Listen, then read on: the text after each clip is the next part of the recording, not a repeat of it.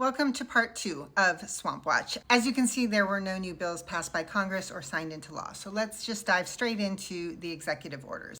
2 of those were just sort of retaliatory against political enemies. One of them was just a proclamation declaring Greek Heritage Day. 3 of the orders were meant to facilitate the work of DOJ, either making it easier for them to access information or fire employees or supervise procurement. There was one order, again, targeting DEI, this time in the Foreign Service and in foreign aid grants.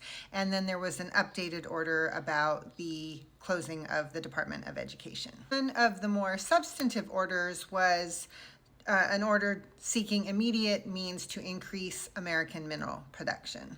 The order states that the United States has vast mineral resources and that our failure to properly develop them has prevented job growth and economic growth, and it has also made us dependent on foreign nations. The order directs federal agencies to look for all opportunities to cut regulations, open up federal lands, and increase access to capital to increase mining of minerals in the United States. There was also an order which seems like the beginning of the dismantling or dramatic scaling back of FEMA, the Federal Emergency Management Agency. It's titled Achieving Efficiency Through State and Local Preparedness. Changes related to this order probably aren't going to happen really fast. It gives different federal agencies 240 days to review existing rules and regulations and come back to President Trump with proposals for how to migrate functions to the states.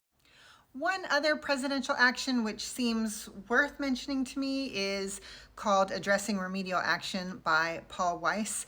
This is a law firm that was targeted last week or 2 weeks ago with an executive action trying to revoke all of their federal contracts, investigating their hiring practices, and blocking their security clearances for their lawyers because that law firm had represented opponents of President Trump. This week, President Trump issued a second order saying that Paul Weiss had taken remedial action in response to his order from 2 weeks ago, and that action was dedicating $40 million in pro bono services to assist veterans, assure fairness in the justice system, combat anti-Semitism, and then other similar initiatives championed by President Trump. So feels a little bit like extortion to me, but that law firm has successfully avoided President Trump's retribution. That's what happened in the swamp last week. So every Monday, I'll be here with your regular weekly update.